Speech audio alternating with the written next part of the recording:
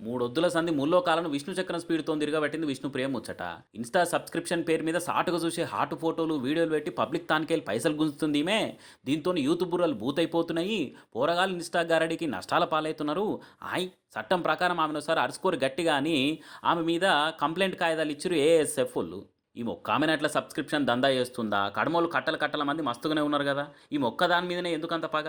అయినా పైసలు కట్టేమైనా ఆమెను బెదిరించి వసూలు చేస్తుందా? నచ్చిన నష్టం అనుకోకుండా చూస్తున్నారు. ఇలా పంచాదేముంది? ఇవి ఇటువంటి లాజిక్లు లక్షల తీరు కామెంట్లు పక్కకు పెడితే ఇక ఇంట్రెస్టింగ్ ముచ్చట ఏందనేది అసలు మ్యాటరు. కేసు పెట్టినాడు ఇదే విష్ణుప్రియకు అదే ఇన్స్టాలో 1800 మంది ఉన్నారు సబ్స్క్రైబర్స్.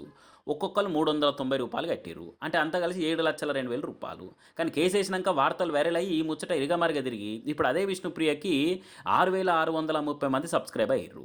ఇంకా కూడా ఇంత ఇంత పెరుగుతున్నారు తప్ప తగ్గుతలేరు. అట్లా ఒక్కొక్కరు 390 అంటే 25,85,700 రూపాయలు అన్నట్టు. అంటే కంప్లైంట్ చేసి మరీ ఆమె ఆమ్దానిని అమాంతం త్రిబుల్ చేసిరుగా అనుకుంటా పర్సనల్ పతంగ ఎగిరేబట్టి ఈ ముచ్చట చూసిన ఇన్స్టా ఇష్టులు. మరి ఈ కేసు వల్ల ఎవరు లాభపడ్డట్టు ఎవరు నష్టపోయినట్టు?